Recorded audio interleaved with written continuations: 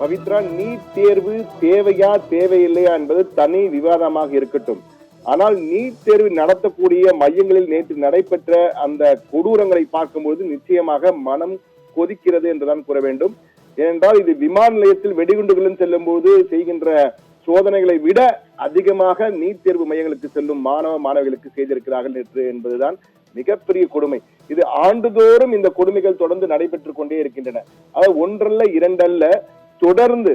அதாவது நீட் தேர்வு மையங்களிலே மிகப்பெரிய மோசடிகள் நடைபெறுவது என அறிவித்து சிபிஐ விசாரணை செய்து அந்த நீட் தேர்வு மையங்களில் பேப்பர்களையே எடுத்து செல்கின்ற கொடுமையை எல்லாம் வடநாடுகளில் நடைபெற்றதை எல்லாம் சிபிஐ அம்பலப்படுத்திய பிறகும் இந்த தாலி செயினை கட்ட வேண்டும். பாவம், ஒரு பெண் நேற்று திருவாரூரிலே ஆஷா என்ற மாணவி கடைசி நேரத்திற்கு வந்துள்ளார். அப்போது அவருடைய தாலியை கட்டி கணவனிடம் கொடுத்து விட்டு சென்றது. அதே போன்று மதுரையிலே மூக்குத்தி ஒரு பெண் அடைந்திருக்கிறார். அந்த மூக்குத்தியை கயற்றவே முடியவில்லை. கட்டிங் பிளேயரை வைத்து அந்த மூக்குத்தியை கயற்றுவதற்காக கடும் வேதனையை அந்த பெண்ணை உட்படுத்தி அதற்கு பின் தேர்வு எழுத அனுமதித்துள்ளார்கள்.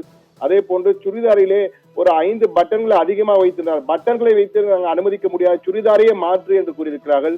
அதே போன்று பெங்களூருடைய மத சடங்குகளை மத அங்கீகாரமுடைய ஒரு சில விடயங்களை எல்லாம் கயற்ற வேண்டும் என கூறியிருக்கிறார்கள். அதே போன்று மதுரையிலும் அதே போன்ற மத அடையாளங்களை கயற்ற வேண்டும் என கூறியிருக்கிறார்கள். ஒரு சில இடங்களிலே உடைகளை இப்படி போட்டிருக்க வேண்டும், சடை போடக்கூடாது, கம்மல் போடக்கூடாது, முடியை பின்னி வரக்கூடாது, முடியை லூஸ் ஹேராக வைத்திருக்க வேண்டும். இது போன்று இது தேர்வு எழுத செல்கிறார்களா அல்லது வேற எங்காவது செல்கிறார்களா என்ற கேள்வி எழுப்புகின்ற வகையில் தான் இருக்கிறது. அந்த வகையிலே இது போகணுமென்றால் ட்ரெஸ்ஸே இல்லாமல் எழுத வேண்டும் என்று சொல்லுவார்கள் போல இருக்கு என்று கூட சிலர் கூறுகிறார்கள், விமர்சனம் செய்கிறார்கள். அந்த அளவுக்கு மிகப்பெரிய கொடுமை நடைபெற்றிருக்கிறது. இது நீட் தேர்வு என்ன தேர்வு? இப்படிப்பட்ட தேர்வு எங்கேயுமே நடத்த மாட்டாங்க. உலகிலேயே இந்த அளவுக்கு மிக மோசமான கெடுபிடிகள் கொடுக்கின்ற தேர்வு என்றால் நீட் தேர்வு என்றால் கிட்டத்தட்ட 22,70,000 மாணவர்கள் நாடு முழுவதும் எழுதியிருக்கிறார்கள். 5,453 தேர்வு மையங்கள், 548 நகரங்கள் என அனைத்தும் சரியாக இருந்திருக்கிறது. இதிலே நீட் தேர்விலே மிக தெளிவாக அவர்கள் அந்த நீட் தேர்வில் நடத்துகின்ற தேசிய தேர்வுகள் முகமை, நேஷனல் டெஸ்டிங் ஏஜென்சி என்ன சொல்கிறது என்றால், அதாவது குடிநீர் கொடுக்கப்பட வேண்டும், தடையில்லாத மின்சாரம் கொடுக்கப்பட வேண்டும், போர்ட்டபிள் டாய்லெட்ஸ் நகரும் கழிவறைகளை வைத்திருக்க வேண்டும், எமர்ஜென்சி ஹெல்த் சப்போர்ட் இருக்க வேண்டும் என்றதெல்லாம் குறிப்பிட்டிருக்கிறார்கள். ஆனால் சென்னைக்கு அருகே உள்ள ஆவடியில் ஒரு தேர்வு மையத்திலே நேற்று பவர் கட் ஆகியிருக்கிறது. அதாவது மின்சாரம் இல்லாமல் கிட்டத்தட்ட நேற்று சென்னையிலே நேற்று பார்த்திருந்தால் திடீரென வானம் இருட்டாகிவிட்டது. 3 மணிகளும் இருட்டாகிவிட்டது. நகரமே வெளிச்சமே இல்லாத சூழல். அப்போது பவர் கட் ஆகியிருக்கிறது. மின்சாரம் இல்லாமல் அந்த தேர்வினை கடினப்பட்டு மாணவர்கள் எழுதியிருக்கிறார்கள். இது போன்ற கேவலமான குளறுபடிகளை எல்லாம் தேசிய தேர்வுகள் முகமை அந்த தேர்வை நடத்துவர்கள் செய்துவிட்டு மாணவர்களுக்கு கம்மல் போடக்கூடாது, மூக்குத்தி போடக்கூடாது என்று கூறுகிறார்கள். இதிலே எந்த அளவுக்கு அவர்கள் காப்பி எடுத்து விட முடியும் என தெரியவில்லை. அந்த 3 மணி நேரத்தை என்ன செய்துவிடும்?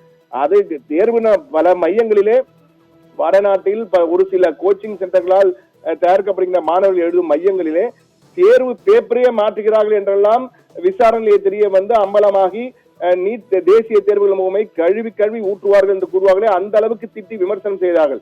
இருந்த போதும் அவர்கள் திருந்தாமல் தாலியை கயிற்று, மூக்குத்தியை கயிற்று, கம்மலை கயிற்று, சடை போடாது, சுடிதார் முழு ஸ்லீவ்ஸ் போடக்கூடாது. இவர்கள் தேர்வு எழுதுவதற்கு உடை கட்டுப்பாடு எங்கே என்ன தெரியவில்லை. இந்த உடை கட்டுப்பாட்டிற்காக உடை சுதந்திரம் என பேசுவர்களாம் எங்கே சென்றார்கள் என்று தெரியவில்லை. இந்த சமயத்தில் நிச்சயமாக குரல் எழுப்ப வேண்டும் அவர்கள். ஆனால் அவர்கள் எல்லாம் குரல் எழுப்புவதாகவே தெரியவில்லை. நீட் தேர்வு என்றாலே ஏதோ ஒரு பேய் போன்று ஆகிவிட்டது. யாருமே அதை பார்த்தாலே பயந்து ஓடுகிறார்களோ என்ற அளவுக்கு வந்துவிட்டது என்றுதான் கூற வேண்டும். ஆனால் நேற்று உண்மையிலேயே பாராட்ட வேண்டிய விடயம் என்றால், எப்பொழுதுமே போலீசாரை பார்த்து அனைவரும் பயப்படுவார்கள், அவர்கள் கெடுபிடிகளை பார்த்து பயப்படுவார்கள். ஆனால் நேற்று தமிழகத்தை பொறுத்த மட்டும் பல இடங்களில் போலீசார் தான் மாணவ செல்வங்களுக்கு உதவி இருக்கிறார்கள்.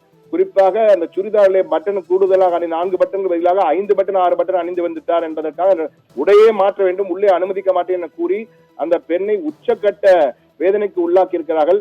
உடனடியாக அருகே இருந்த காவல்துறையை சேர்ந்த ஒரு பெண் அதிகாரி அருகில் உள்ள கடைக்கு அழைத்து சென்று தன்னுடைய சொந்த வாகனத்திலே அழைத்து சென்று உடையை வாங்கி கொடுத்து தேர்வு எழுத மீண்டும் அழைத்து வந்தார் என்பது இது போன்ற பல உதவிகளை போலீசார் தான் வழங்கியிருக்கிறார்கள். எனவே போலீசாருக்கு நேற்று தமிழகம் முழுவதுமே இந்த நீட் தேர்வு மையங்களில் பணியாற்றிய போலீசாருக்கு பாராட்டுகள் குவிந்து வருகிறது. அவர்கள் செய்த அந்த பணி உண்மையிலேயே வரவேற்கத்தக்கது, பாராட்டக்கூடியது.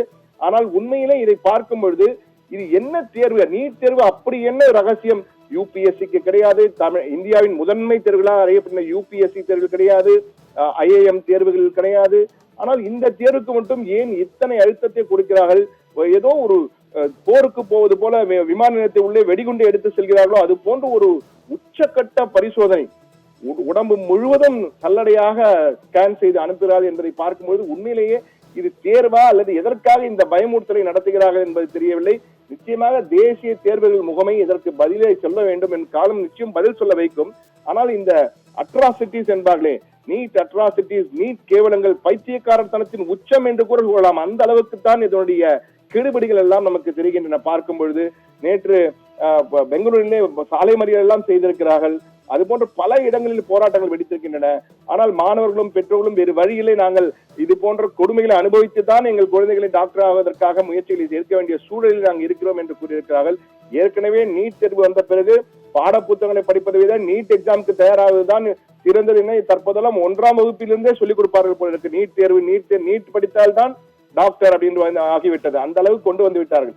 இந்த சூழ்நிலையில் இது போன்ற கெடுபிடிகள் ஏன் என்ற கேள்வி மிக பெரிதாக எழுந்திருக்கிறது. நிச்சயமாக இதற்கு உரியவர்கள் பதில் அளிப்பார்கள் என்றால் காலம் பதில் சொல்ல வைக்கும் என்பதுதான் யதார்த்தமாக இருக்கிறது. பவித்ரா.